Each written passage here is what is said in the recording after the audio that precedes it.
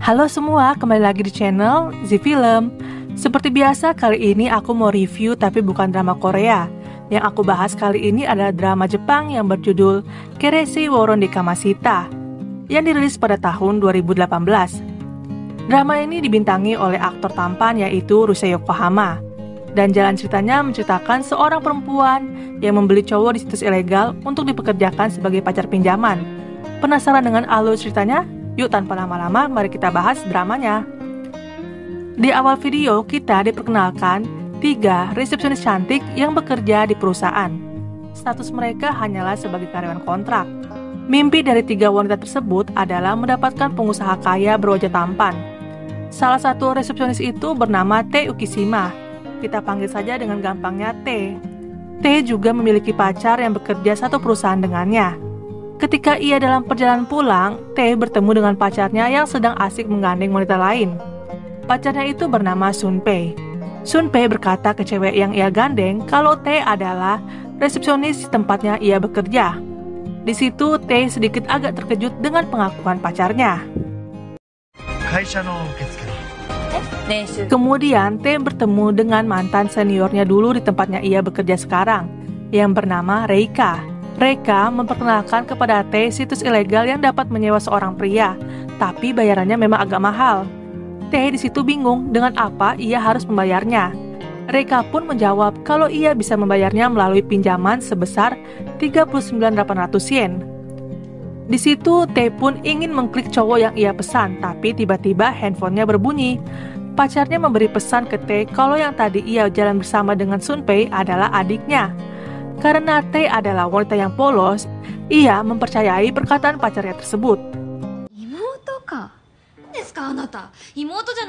Selanjutnya, T menceritakan dengan teman semeja resepsionisnya mengenai pacarnya itu. Mereka berdua malah bilang ke T, seharusnya T itu mempercayakan pacarnya, siapa tahu itu memang benar adiknya. T pun berjalan pulang. Ketika berjalan pulang, ia tiba-tiba didorong, sehingga membuat dirinya terjatuh. Yang mendorong T adalah wanita yang waktu itu bergandengan dengan pacarnya. Wanita tersebut meminta T untuk putus dengan Sunpei.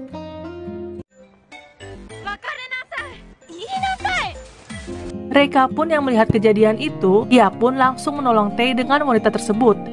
Reika pun berkata kalau ia akan melaporkan polisi.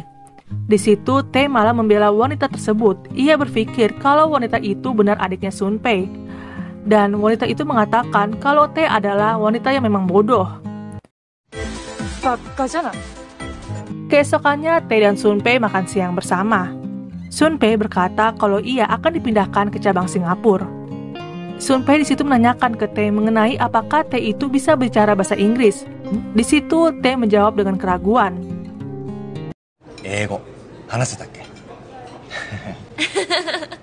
Setelah itu T pun pulang. Seperti biasa ia melewati jalan yang ia sering gunakan. Dan ketika itu ia melihat Sunpei pacarnya menggandeng wanita lagi. Cewek yang digandeng itu menanyakan ke Sunpei apakah mengenalnya. T pun memperkenalkan dirinya kalau ia bekerja di perusahaan dengan Sunpei.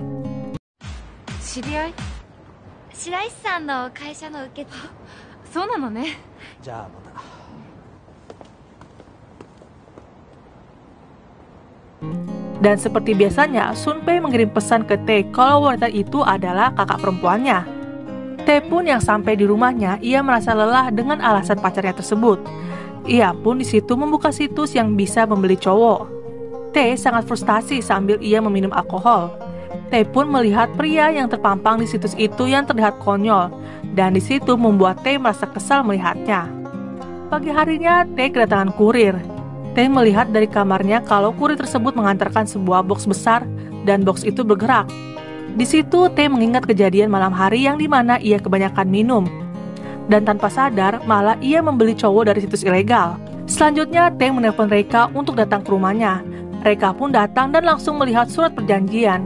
Di situ Reika berkata kalau perjanjian ini tidak bisa dibatalkan. T yang masih membela pacarnya, ia bilang kalau dirinya akan pergi ke Singapura bersama dengan pacarnya. Reika pun malas mendengarnya karena pacarnya T itu memang adalah seorang playboy. Tapi di situ T tetap mempercayai pacarnya. Ia bilang kalau itu adalah kakaknya. Kemudian Tae membuka box tersebut. Box tersebut isinya cowok tampan yang bernama Jun. まあそれは Reika pun berkata ke Jun kalau ia membeli Jun dengan uang pinjaman dan harus membayar 39.800 yen setiap bulan. 何それローンなんか使えるんだ Jun pun di situ mau menjadi pacar sewaannya Tae.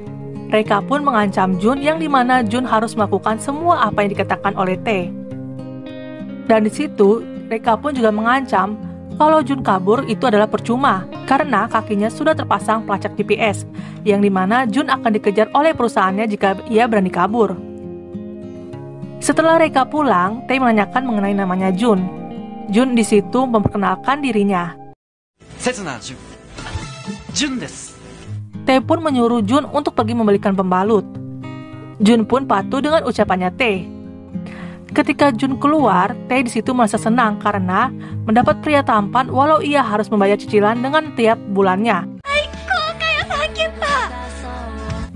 Dan episode 1 bersambung. Ditunggu episode selanjutnya. Terima kasih.